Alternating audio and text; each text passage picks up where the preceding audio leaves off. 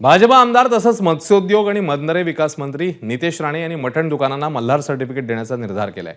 मल्हार सर्टिफिकेशन.com माध्यमातून फक्त हिंदू समाजातल्या खाटिकांना हे सर्टिफिकेट मिळणार आहे।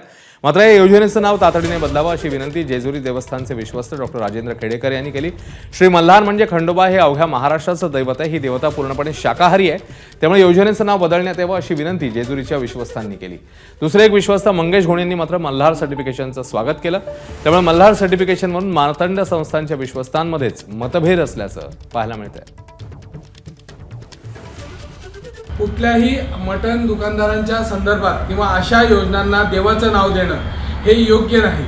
इतकंच नव्हे तर खंडोबा ही देवताच मुळात शाकाहारी आहे। खंडोबा या देवतेचं, मल्हार या देवतेचं मुख्या प्राण्यांवर जसे कुत्रा, बैल, घोडा, हत्ती यांच्यावर नितांत असं प्रेम आहे, म्हणून महाराजांच्या तिथं नित्य सहवास असतो। म्हणून माझी विनंती राहील नितेशजी राणे यांना की कृपा करून आपण मल्हार सर्टिफिकेशन हे मटण दुकानांना देण्यासंदर्भाचं नाव हे त्वरित बदलावं। मी लवकरच माननीय नितेशजी राणे साहेब यांची भेट घेऊन त्यांच्या या निर्णयाबद्दल, त्यांनी घेतलेल्या या पुढाकाराबद्दल सत्कार करणार आहे। कारण आपण बघतो की आपलं कोणतीही योजना असेल, शुभकार्य असेल, त्याची सुरुवात आपण आपल्या शुभ नावाने, आपल्या कुलदेवतेच्या नावाने, आपल्या आराध्य देवतेच्या नावाने करतो। त्यामुळे या योजनेची सुरुवात मल्हार या नावाने झाली, याचा मला विशेष आनंद आहे।